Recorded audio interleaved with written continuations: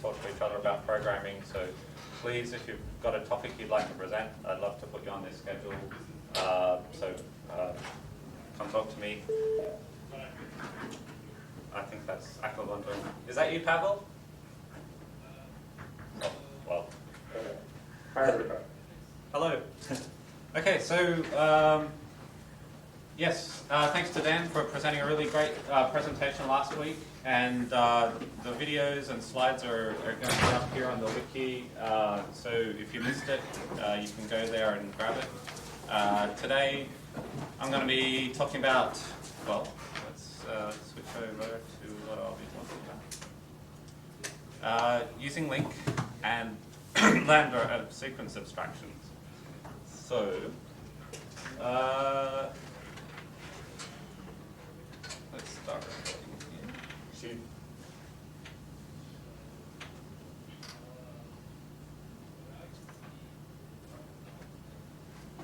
So, this is what LINQ queries look like. Let's actually evaluate some of them. So, if you've got some kind of data here, this is just an array, of course, and you want to just apply some operation to all of them, or, well, select some value out from them. You can do that. And it gives you, I mean, pretty obviously it's just added 1 to all these numbers. And of course you can do where clauses. So if you want to say, let's get out, in this case I'm going to say I want to get out all the odd numbers from this array, you can do that. And you can obviously do something else to it, add 1 to it, and you've got all, well, some even numbers. So that's kind of the syntactic sugar that LINQ gives you. There's also kind of a method syntax where we just had some array of numbers. You can write that code as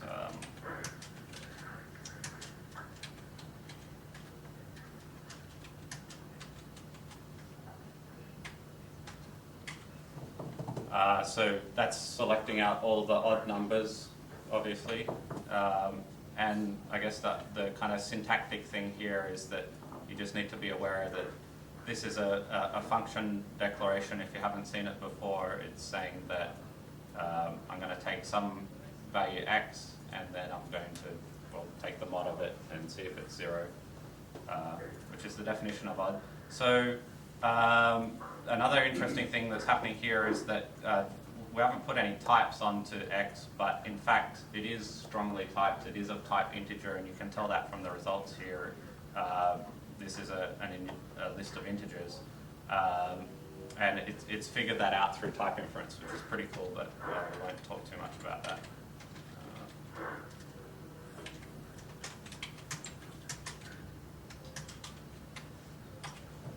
Oh, that didn't work so well because I've got a semicolon. Okay, yeah, that's exactly the same form, just in not using the query syntax.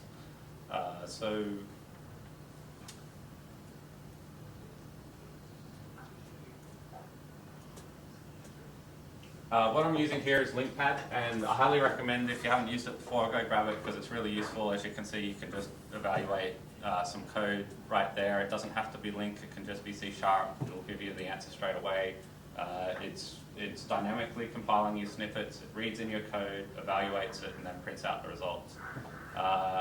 So there's some other kind of cool things it can do as well, which is you can connect to a database.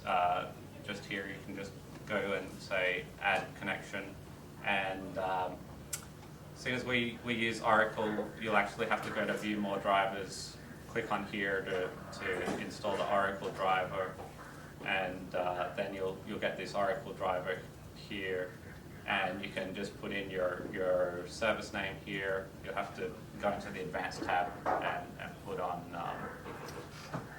the service name in here. So as you can see, it does some kind of automatic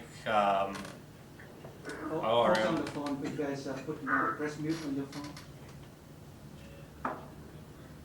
So it does some ORM to give you basically all the tables, and you can see it's mapped all the tables here, and it's done all the views as well. So for instance, we can well, if we just want to look at some data,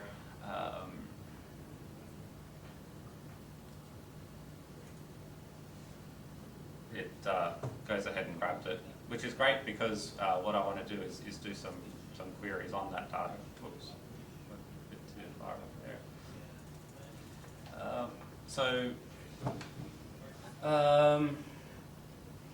Yeah, you should definitely download it and use it.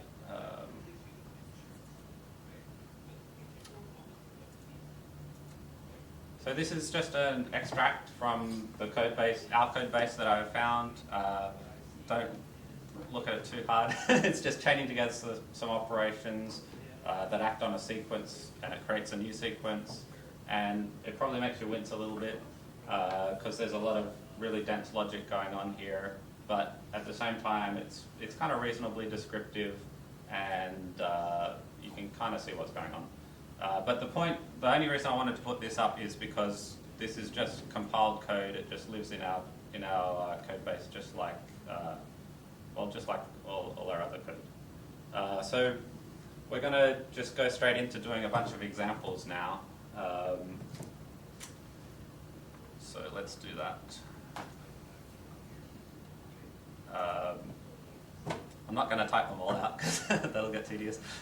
Please stop me if I'm using a syntax that needs explaining, because I'm going to just assume you all know it. Here, I'm just wanting to show you that you can do queries very much like SQL that have all the features of SQL in that you can have your conditionals, your orders, order by container number in this case, and it went away and got me my data. So some of the extension methods that LINQ provides are, if I want to get all the container numbers that have a weight less than 1, I can do that. But then if I want to limit the results, if I just want to take the first 5 results, I can do that. If I want to skip the first 2 results, so I just want to get these last 3, I can do that. If I want to just take the first result, I can do that. And it's interesting to note that with these firsts, you can actually put in conditionals in here if you wanted to. So you don't need to necessarily chain together where clauses with first, but that's just something to keep in mind. And obviously last does what you'd expect. You can do group bys, which is nice. I rarely use this, but I think it's a cool feature to have. In this case, I've grouped a bunch of, all the containers with a weight list of 1, I've grouped them together by their ISO size type. And, one kind of really interesting thing that LINQ gives you is the ability to transform stuff into a dictionary, which we'll do now. So what this is doing is it's saying, I want to create a dictionary out of these groups. I want the key to be the key of the grouping, which is these size types, and I want to basically string concatenate all the contents of that into a dictionary. Oops, wrong button. And so it did that. It made us a dictionary, which we can use to look up stuff if we want to, and it's put the contents in there. So this is a bit of a more, this is more of an abstract one, not really directly related to database queries, but if you've ever wanted to deal with 2 sequences simultaneously, zip lets you do that. So in this case, I just want to take 2 sequences of numbers and add them up add them together side by side. And so zip's going to take the result of 1 plus minus 1 is 0, 2 plus minus 2 is 0, 3 plus minus 2 is 1, and well, yes. So you can see what zip does, just puts two sequences together and runs something on them. Joins, I've never used joins, but they're in there. I'm sure they're great. You know, this just works like an SQL join, as you'd expect.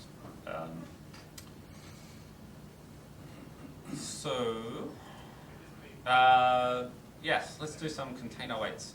So I can look at, you know, I can look at, are there any container weights which are less than 0? So I'm kind of asking a question where I'm expecting a true or false answer, and it says there's no containers that are less than, that have a weight less than 0.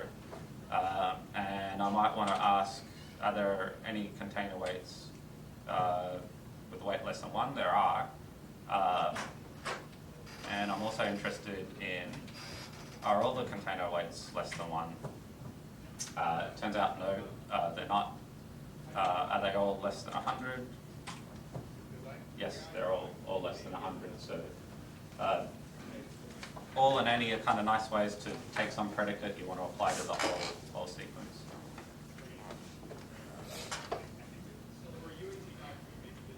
So What does dump do?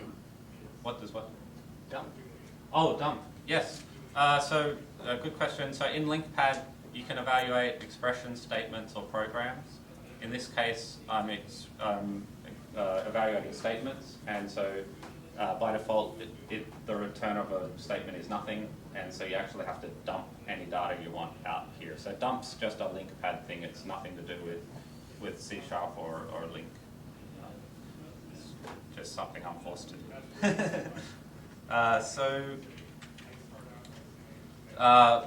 We know a little bit about the container weights now. Another way we might want to look at it is we might want to just sort them and print them out, and you can say, yes, well, there's a lot of container weights here. That's great.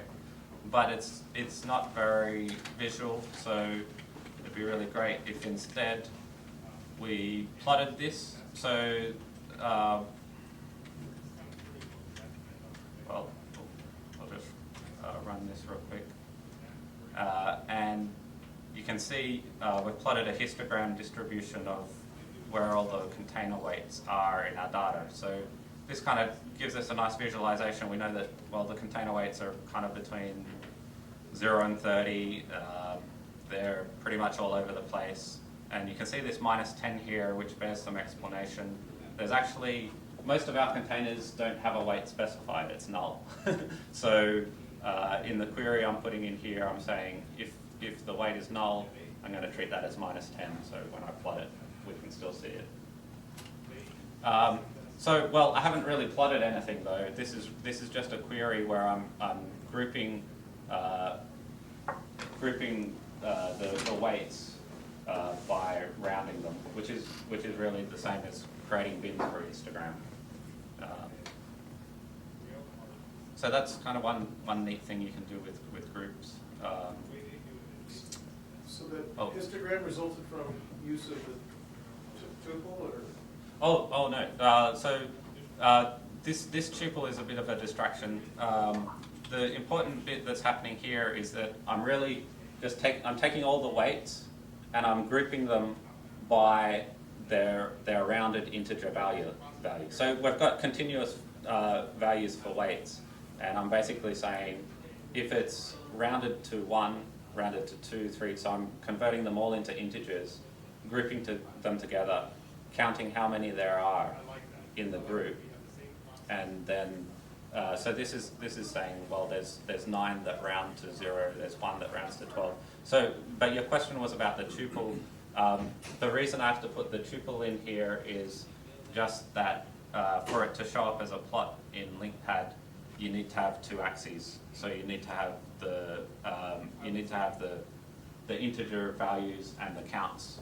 So here, a tuple just puts 2 values together, and in this case, the group key is the is the thing we're grouping by, which is just the integer, and the group count is the number of weights that were in that group.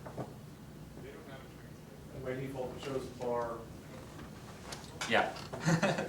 There are plugins to do other visualizations. I haven't used them. So if you group by more than one column, is it all just the same one key, or is there multiple keys? I haven't tried that. I imagine it would create a nested structure with keys in the subsequences. We can try that after. So another way you can kind of get some info about the about the data here is we can just call some aggregate functions that are pretty handy. You can count how many weights there are. There's 2,500. You can sum them up. You can take the average, take the minimum, maximum. These are all keywords that you'll see in SQL, and I mean these are just their exact equivalent.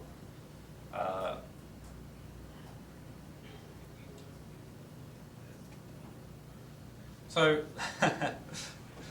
this will be a bit weird, but you can see here weights is obviously a sequence, and then I've got this sequence of functions that I wanted to apply, and I manually applied them. I guess it's kind of interesting to think, well, it's a sequence of functions. Could I apply a sequence of functions to a sequence of data? And in fact, you can do that.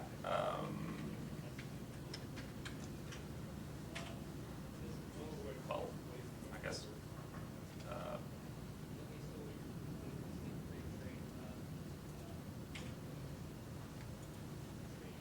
So this syntax will look really weird, but it actually just makes perfect sense if you think about it a little bit. What this is it's just an array. It happens to be an array of functions, and these functions are actually the definition of these functions here that we called. And then I've said, well, over that array, I want to select out the application of that function to the weights. And you can see this is the result. Well, this is the result we got doing it manually, and this is the result when we did a sequence of functions. And you'll note that I left out count because count doesn't quite work because it has a different signature, which is kind of an annoyance, and one good reason why you should never do this. I'm just showing you for interest. And this again is probably getting away a bit from what LINQ's usually used for, but it's interesting. You can generate ranges. Enumerable is the class which ties LINQ together. Anytime you want to look up a LINQ operation, you can just go to the MSDN LINQ page on enumerable. It's got all the functions in there that you can use. It's really good. So this one just creates a range from 1 to 10, as you'd imagine. Aggregate is a confusing one when you first come across it, so take your time to think through it. What it is you're going to start with some value. In this case, it's just going to be the first value in the sequence. And then you're going to apply a function to that. You're going to aggregate a new value from that, which really just means you're going to apply a function to get a new value, and you're going to hold on to that new value. And eventually, when you get to the end, you're going to return what that value is, which really, in this case, just means I want to multiply all these numbers together. So I'm going to take the first number and the second number, multiply them together, then I'll multiply it with the third number, multiply it with the fourth number, and so on. So as you probably know, this is the definition of a factorial. You just multiply all the numbers together. Let's run that, and it gives you a really big number. Probably easier to do with a smaller number, because you can do that in your head. It's just 1 times 2 times 3.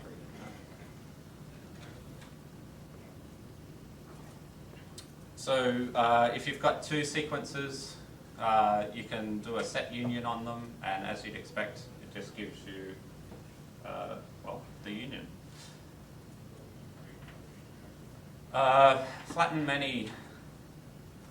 select many is the same as flatten. So if you ever have to deal with a sequence of stuff that results in a sequence of sequences, when really you just wanted a sequence, it's kind of annoying. So what's happened here is that I've got these lines. Maybe I was reading a text file and I got these lines, and then I wanted to split them up into words, and there's a really easy way to split them up into words. So I just take a line and do a regex to make them into words. But the problem is I've got a sequence of words per line, so I've got a sequence of sequences, and what I really want is just all the words. So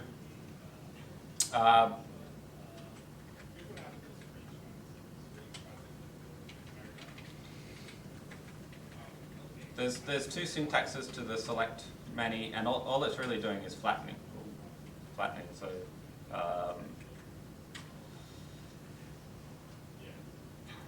it looks a bit more complicated than it is, but as you can see, that's what wanted, just all the words. I don't really understand this one, so I'm not going to try and explain it to you. I only really understand the method call one.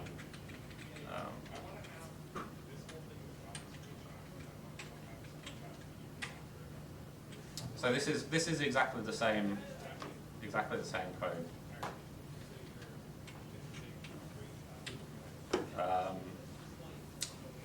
And as you can see, indeed, this is exactly the same code that we started with. So like if we just removed the many, we'd have the sequence of sequences.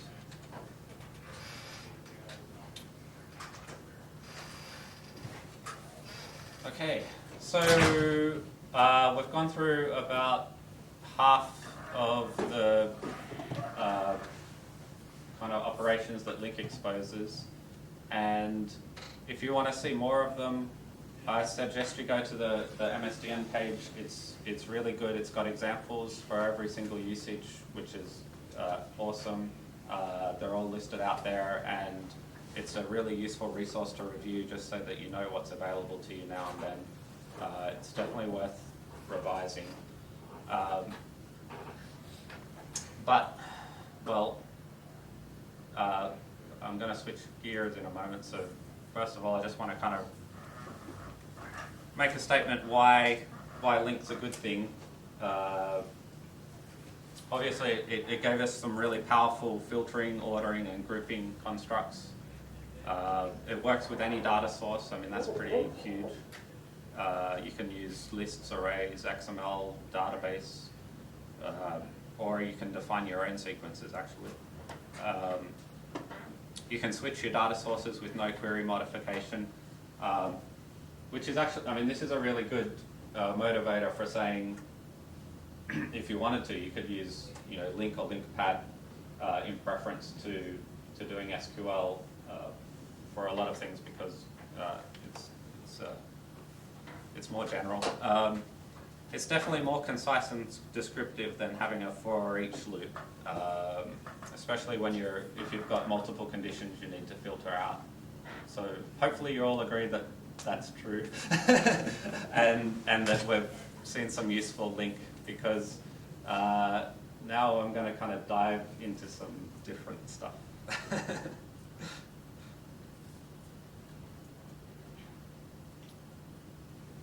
So up to now we've been looking at useful expressions. You'd probably be fine to find them in the code base, but I want to talk about the actual sequence abstraction of how LINQ works. So there's this interface, it's called IEnumerable. All it has on it is current and move next, and another one, reset. And you can go away and implement that interface, and then all those LINQ operators will work on your new class or whatever you want to call it. It turns out to be pretty tricky to code those up because, well, it just is. Give it a go. Some people find it easier to implement the interface, and that's fine. You can do it that way. But there's a new keyword was introduced to help you make IEnumerables in an easier way. It's called yield. Oh,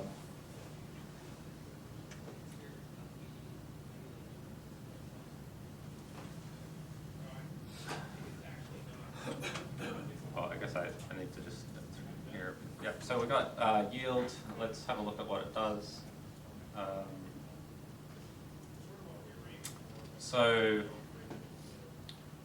Chris will love this one. I was about to ask.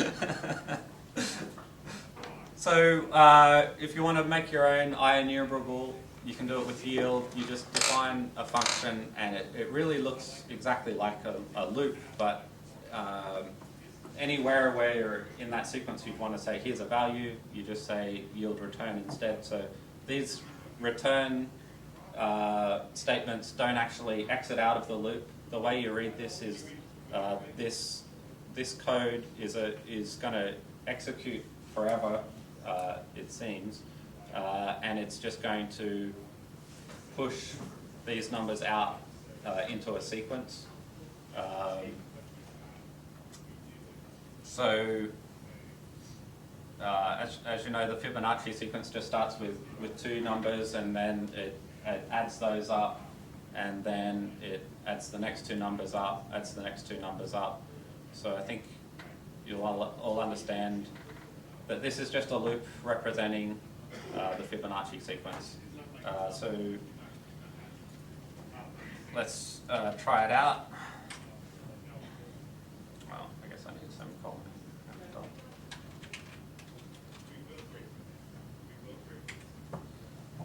So it made us some Fibonacci sequence numbers. That's great. So I mentioned here that there's no termination condition. It evaluates forever, it seems. So, I mean, what's really stopping the computation here when I run this? Obviously, we only got 10 values because I only took 10 values, but it kind of stopped. Does anyone know what's happening here? Or want to make a guess? You asked for 10 values, so that's why. Yes. Yes. So, I mean, the answer is there is no termination condition.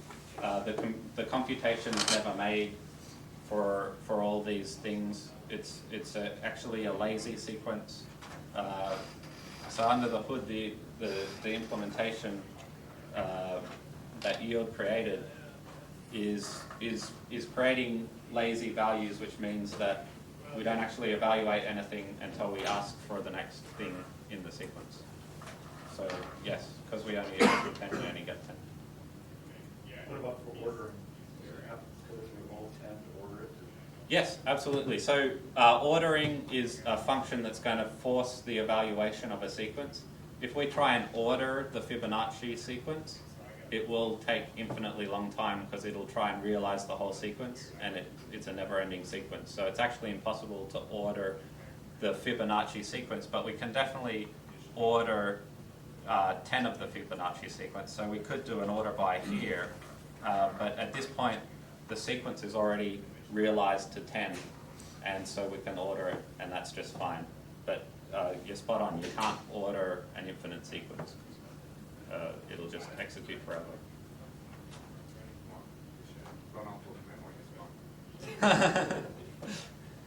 Well, it'll crash, yeah. Actually, that brings up a question. When it's doing these enumerations, is it keeping them always in memory, or does it have an external storage? Yes, it's all in memory. So if you tried to do a really big enumeration, that would be bad. But I mean, that's actually not 100% true. There's another interface called iQueryable, which is part of LINQ, which does the data connection for like database data sources, and it doesn't do everything in memory, but it has its own downsides, obviously, because it's basically trying to be a pipe to a database. There's two kind of approaches, and you can get caught up in some technical tricks there, but it supports it. So, so the purpose of this was just to show you that you can create your own sequences, but actually it turns out that most sequences can be built up from existing sequences, so you rarely need to implement your own enumerable, and I hope that this is just more for interest. And in fact, I'll go a step further and say that because most sequences can be constructed from existing sequences, I invite you to take the no loop challenge, which basically is that next time you spot a loop, stop and think how the sequence could be built up from an existing primitive instead. And it'll take a while and the answer won't be obvious, and it's not necessarily a good thing to do, but it'll definitely get you thinking about, well, how LINQ works, and it'll be a good exercise. So there is in fact a way to generate the Fibonacci sequence without constructing our own sequence, which I'll show you later, because I want to talk about something else now.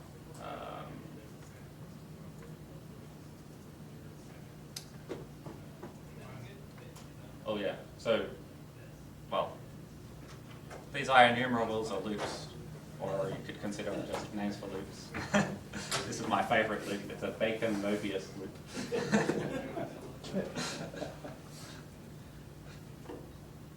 And I did want to make one caveat that if you do take the no loops challenge, you're going to run into one situation where you really do need a loop. So this is a really cool quote from one of the designers of Haskell. It's ironic for two reasons, which I'll let you guess or you can ask me about later. So it says, a program without side effects does nothing other than make your CPU hot. Obviously, if you just calculate a bunch of numbers, that's no good to anyone. At some point, you've got to do some I/O, print out the result, or update a database, or change some memory, or turn a light on somewhere, raise the gate arm. So when I talk about side effects, I'm really talking about doing something. When I talk about pure functions, I'm really talking about a calculation that's not changing any memory at all. So pure functions just accept parameters and return new values.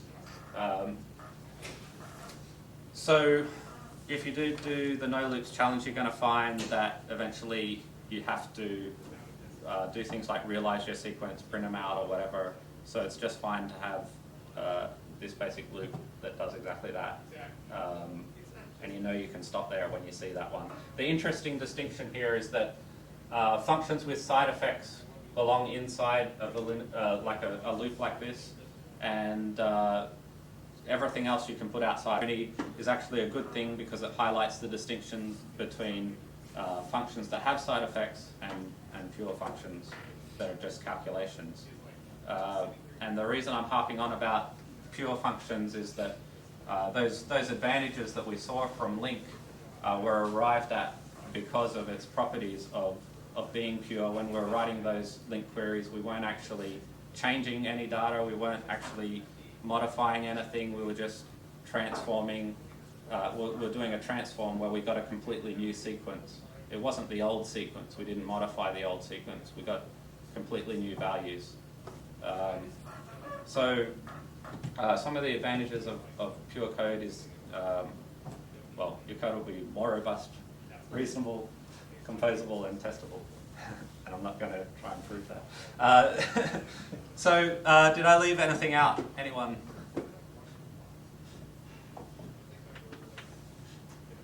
There's lots of cool stuff in LINQ. Anyone?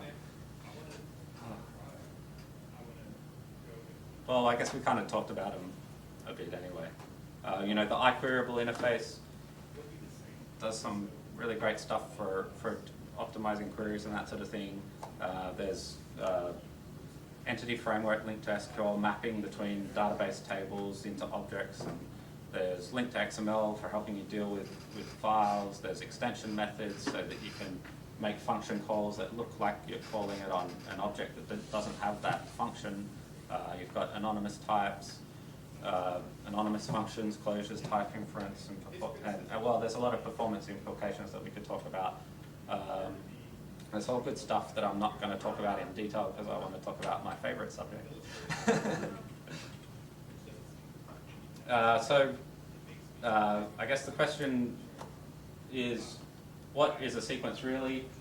I think that's a pretty easy question. It's just a stream of things.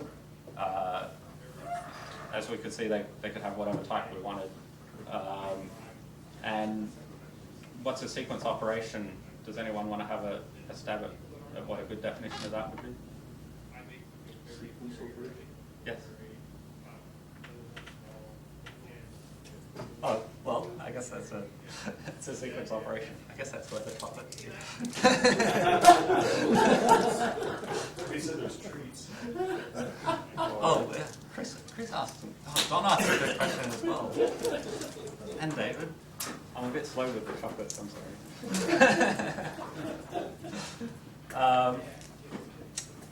Right, so it's really just applying a function to a sequence, is, in my opinion.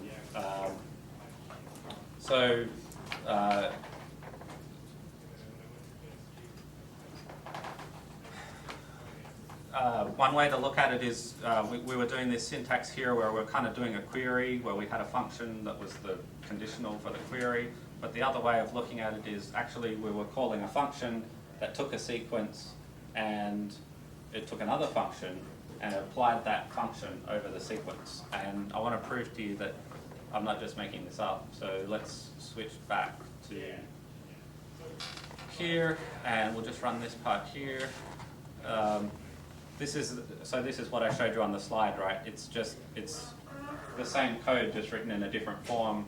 The reason we can write it in the kind of nicer form that we were looking at before is because extension methods abstracts away the fact that we're really calling a function on a sequence.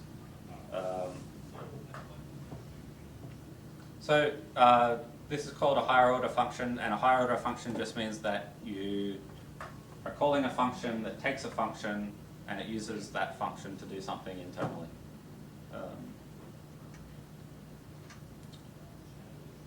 Now let's just go back and all right, so the next thing I want to kind of define is what a closure is, and well, here's a curious puzzle. Here I've just declared a as an integer 3, and I've declared a function which just takes a value and adds it to a, and I think we can all agree that this is going to print out 5, right? Because it's going to add 2 to 3. But what's going to happen when we change the value of a down here, and then I'm going to call it again with the same arguments? Anyone want to take a guess? 13. 5, 13. Let's see who's right. 12. Or 12, sorry. 12. Yeah. I guess I'll keep my chocolate. So. No, my answer was right. It's just my math sucks.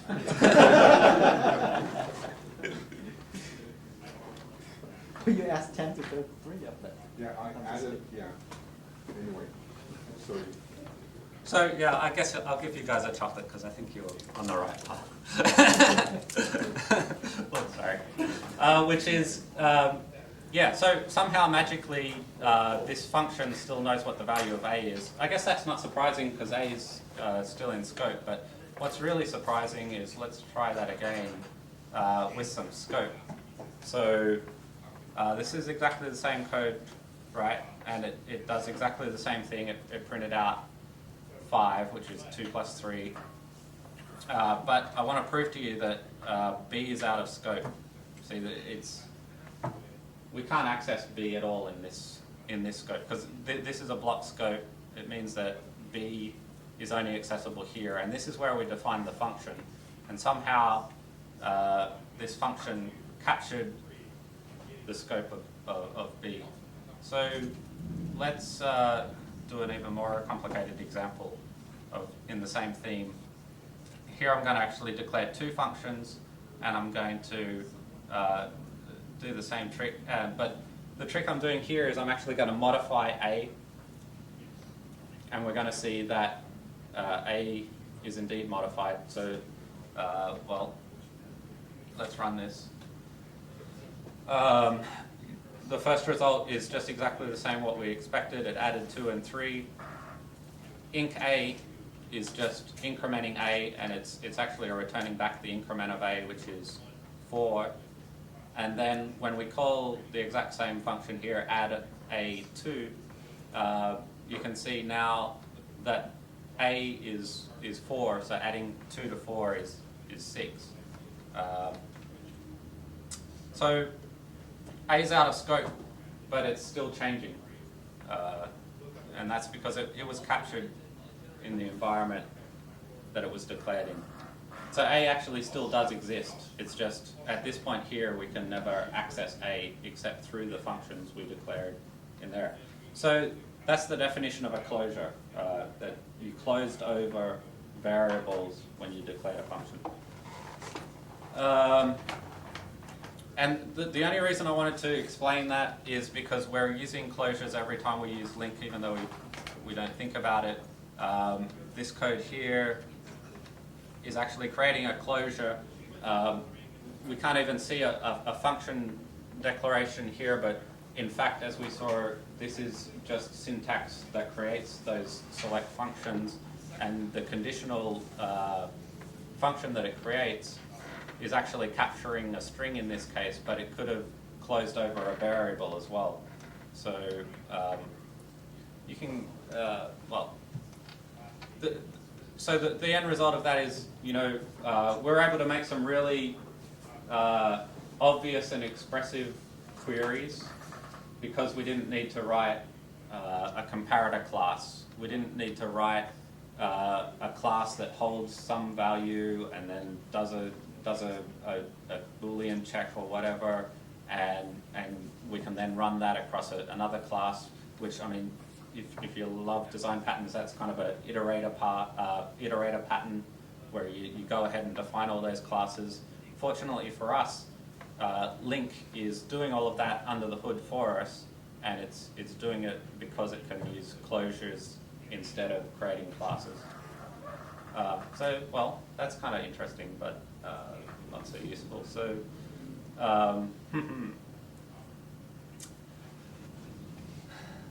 so I present this next section as an oddity for your enjoyment, as a thought exercise, not as a recommendation for how to structure your code.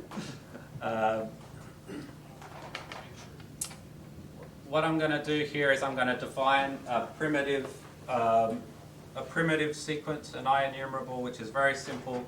All it is it's an infinite series, just like that Fibonacci sequence, but instead of doing anything useful, it's just going to take a function and it's going to apply that function, and then it's going to yield the result. And so I'm going to call it generate, because what it's going to do is I'm going to give it a function, and because it's just calling that function, it's going to generate me a sequence of the results of that function. So one way to think about generate, if you leave off all these type declarations, it's really quite simple. It's just taking in a starting point, and it's taking in a function, and it's going to give me the value I put in, then it's going to give me the function on that value, then it's going to give me the function on the result of that, and then the function on the result of that, and the function on the result of that. So, and what am I going to do with it?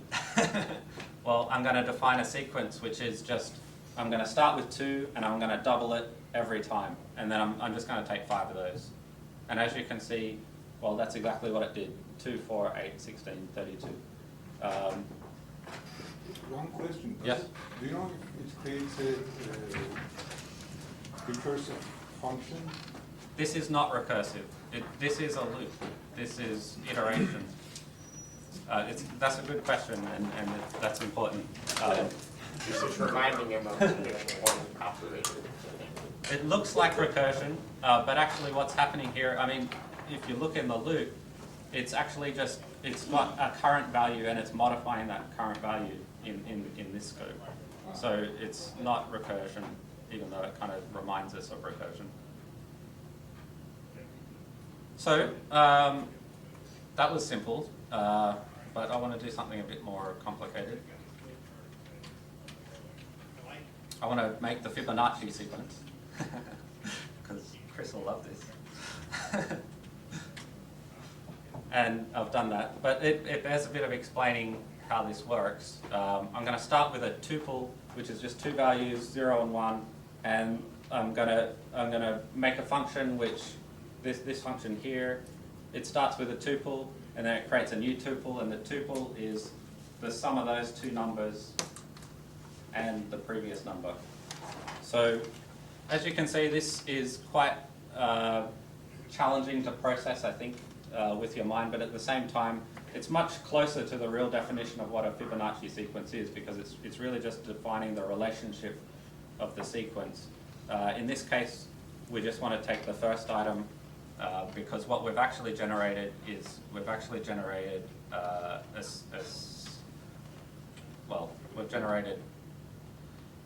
sequence of two values side by side.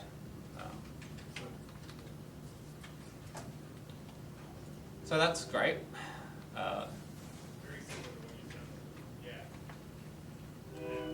So does anyone know what happens when you take a bunch of random numbers and add them together? Yeah, you get another random number, but it's a special random number. It's a normally distributed random number. So if you just take a random number, it's got an equal probability of being anywhere in the range of that random set you wanted. But generally, when dealing with real data, you want to have lots in the middle and not much on the side. And it turns out if you just add a whole lot of random numbers together, you'll get random numbers that fit that normal distribution. So I want to prove that to you. And first of all, we've got to do that. So I'm just going to start with a random number, and then I'm going to, my function's really simple. It's just going to get me a new random number. So I'm just generating a sequence of random numbers. I'm going to take 100 of them. I'm going to add them all up. I'm going to subtract almost 50 from them, and there's a reason why I'm doing that. Obviously, if you add up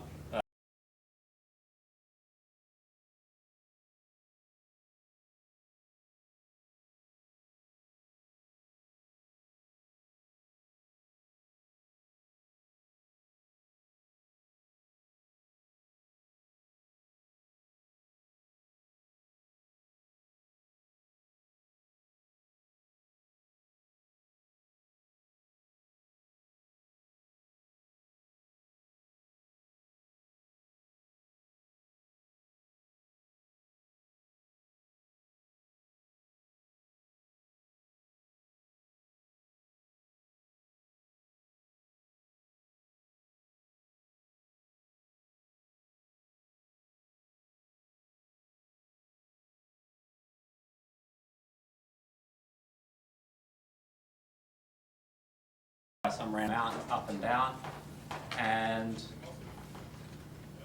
so to do that, I'm going to start with 1500, just a random number, and then I'm going to modify that number by multiplying it by a random normal and some factor that's going to make things look nice, and I just want to get 300 of those. This bit here is not important, it's just so that it's indexed so that we can plot it. And as you can see, so it's created me a sequence of random numbers that's going up and down, up and down, up and down, and it kind of looks like maybe the stock market if you believe that markets are random. So I just ran it again, and you get a different kind of scenario. Run it again, and yeah. So right.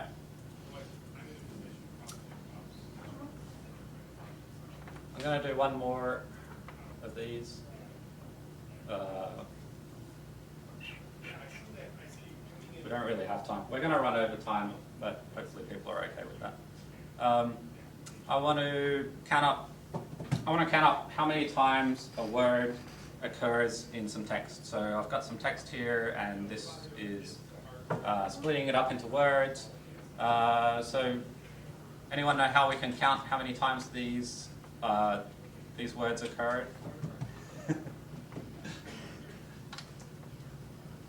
String compare count? String compare count? Yeah. Well, I don't really know how that would work, but or it would.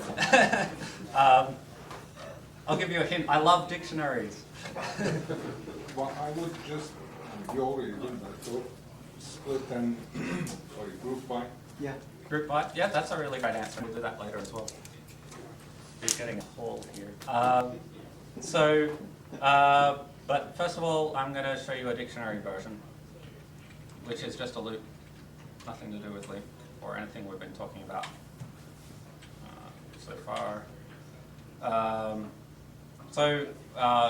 The idea here is that we've split the words up. Every time we encounter a word, we'll go into our dictionary and say, add 1 to the value there, basically. So it's a dictionary of words to how many times they occurred. If it hasn't occurred, if we go to the dictionary and we don't find anything, then that means it's occurred exactly 1 time. If we go there and it's occurred once, then we know, oh, it's now 2, so we're going to change it to 2. So this just loops through all the words, updates the dictionary, and prints out the dictionary at the end. And you can see I've got a strange sentence there, and it's counted up all the words in it. And Sanatan pointed out we can do group by, which is a nice way of doing this. So let's have a look at what that would look like.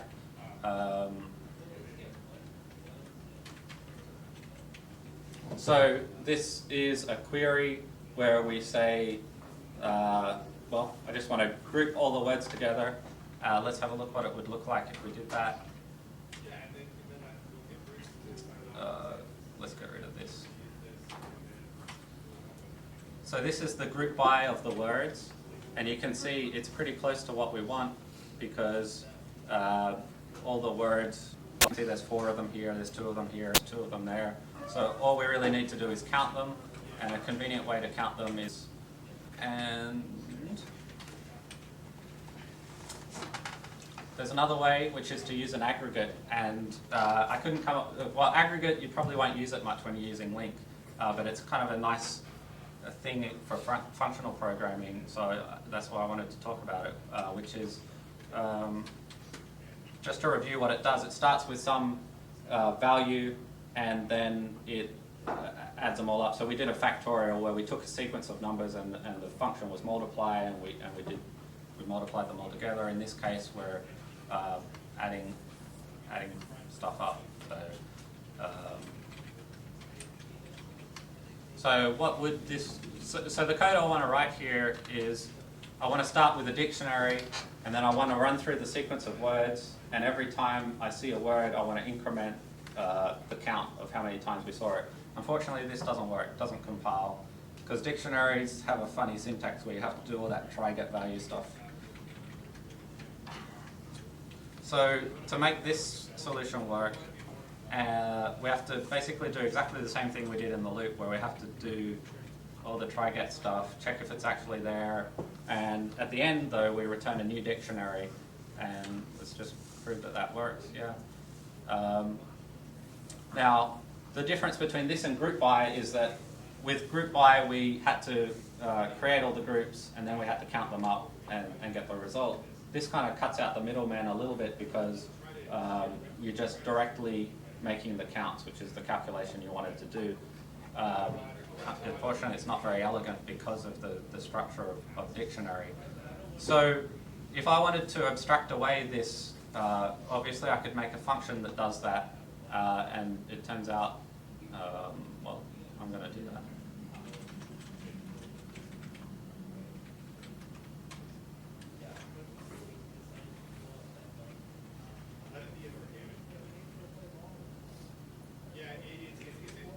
Where's my update? Okay, so this is a function. I've called it update, and it takes a dictionary and a key and a function and something to do when it's null. It's easier to read it down here because the signature is pretty it's type, there's lots of types there, and it does exactly that activity of updating a dictionary with a value. As you can see, it's kind of pretty simple, but it's complicated to read. So just focus on what it does, not what it looks like. So let's try and use that update function. Well, I keep selecting stuff and I shouldn't.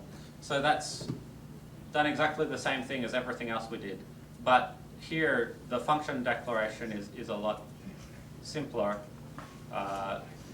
It's kind of obvious what's going on here if you know what update does. Now, it turns out updating dictionaries is something that is actually really useful if you use dictionaries a lot, and I love dictionaries. But I don't code like this, obviously, in C#. It's useful in lots of situations. You'll just have to trust me on that. So I wanted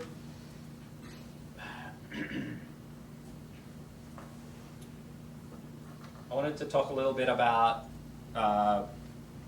why dictionaries aren't so useful in C#. And one of the reasons is, well, it's not that they're not useful, but one of the great properties of all the LINQ that we did really earlier is that we were creating new values, we weren't changing any memory, and when you're dealing with dictionaries, in this case, yes, I'm returning a new dictionary, but actually it's just the old dictionary that got changed. Or I guess I could get around that by copying the dictionary, and that would be fine. And you might be asking, well, what's the problem with having a modified dictionary with it? I mean, there's two really key things about immutable data, which is that, first of all, if you've ever had to lock a dictionary, you'll know that's a real pain. Whereas immutable data you never have to lock because it's always the same. And I forget the other one. It's in my notes somewhere. Get that in a moment.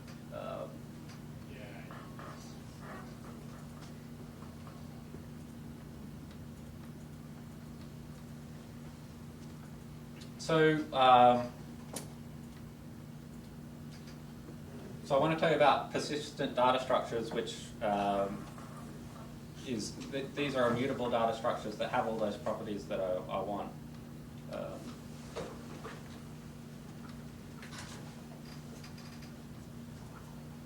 So they have shared structure, which makes them fast, and well, they're implemented in F#, which is kind of cool because when we're programming in C#, we can actually access them.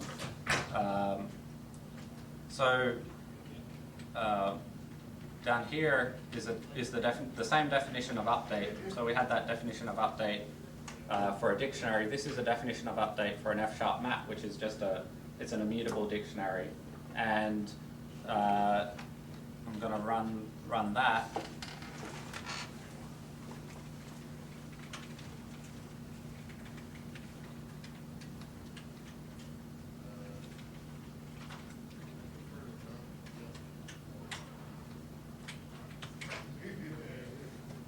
And so I just wanted to show you that the code here is exactly the same as the other code that we were using, but we're using a different data structure. Yeah. Well, we can leave it here. Whoa!